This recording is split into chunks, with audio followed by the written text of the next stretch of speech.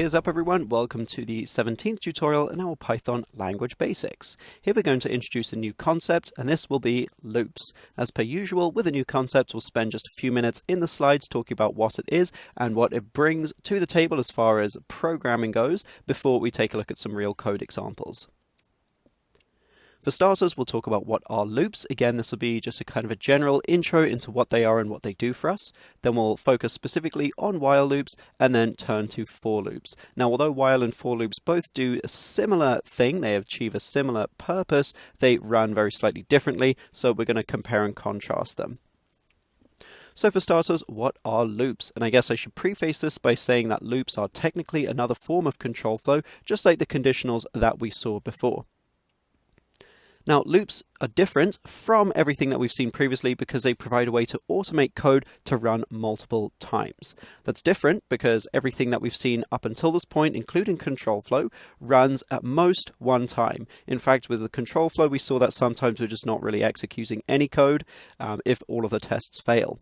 But with loops, we can run code multiple times even though we're only writing it once.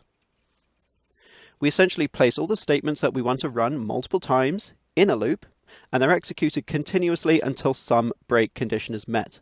Now, depending on which type of loop we use, we can preset the break condition, or we can kind of use control statements to tell the program exactly when it should break, under which conditions it should break out of the loop. Just know that the statements will be executed over and over again in a loop. That means that we can actually put whatever we want in that loop body. In fact, we can even put loops inside of loops. We can put control flow, we can create variables, so on and so forth. Just note that it will be executed over and over again each time the loop runs. So that means any values that you assign may be reassigned. If you create variables, those values will be reassigned. And if you don't need to run items in a loop, it's best that you leave them outside of the loop because otherwise it just kind of repeats code redundantly. Now, we'll focus specifically on while loops first because I think these are the easiest to understand. While loops actually function very, very similar to if statements. But instead of executing the code once if the condition passes, we'll execute the code continuously. We only break out for the while loop, so stop running the code, once the test condition evaluates to false. So we saw with an if statement, if our test passes, so evaluates to true, we execute the code and then leave. And that's it. Whereas with a while loop, if that test passes, we execute the code, but then once that code finishes, we loop back up to the top, and then we test again. If it passes, we execute, and we basically continue this process over and over again until eventually that test condition evaluates to false. Now, while loops are extremely useful for when we don't know exactly how many times the loop should run. Okay, this way we can kind of put a break condition within the loop and say once we reach this point, we are going to break out of the loop, but we don't necessarily know when we're going to reach that point. So this is actually how a lot of programs, and especially games, are run.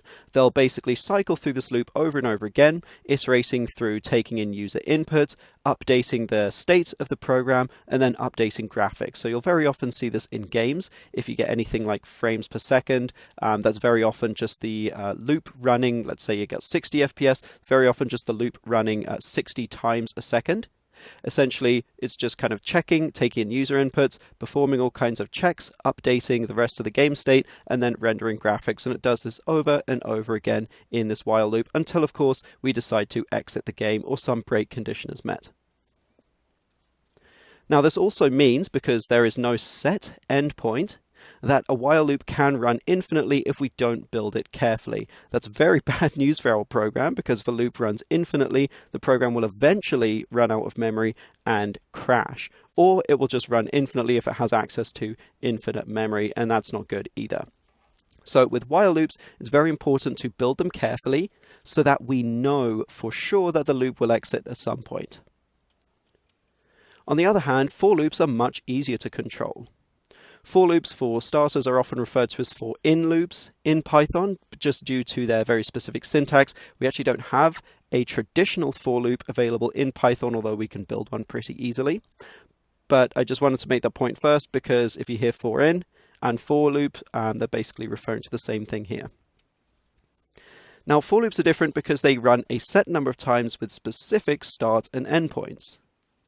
So this means we know exactly how many times a for loop is going to run. Okay, we set the start value, we set the end value, and then we have an iterator value, which is kind of interpreted by the compiler that will kind of run that many times.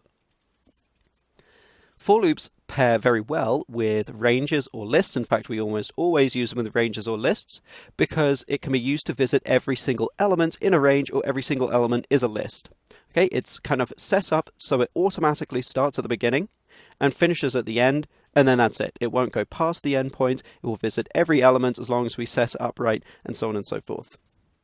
So this makes for loops a little more restrictive than while loops, but much easier to control. Okay, so just a quick discussion about where we would use a while loop versus a for loop. Again, while loops are going to be used when we don't know exactly how many times a loop should run. Okay, whereas for loops, we know exactly how many times a loop should run. Generally speaking, if you're using a loop to iterate through a list or a range or something, then probably you'd go with a for loop. If you're just running something continuously until some condition is met, again, making sure that that is met at some point, then we can use a while loop. Also, there are a couple of statements we can use to kind of help us control the flow of things with that are called break and continue statements. I think we'll probably spend some time talking about them in the next couple tutorials as well. I will leave this by saying one last thing.